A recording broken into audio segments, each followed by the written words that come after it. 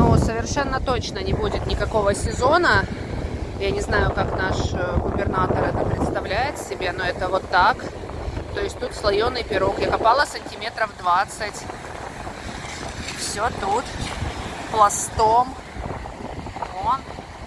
Только если в черных купальниках. Я уж молчу про то, что это трава. Оно глубоко. Будет вымываться. Так.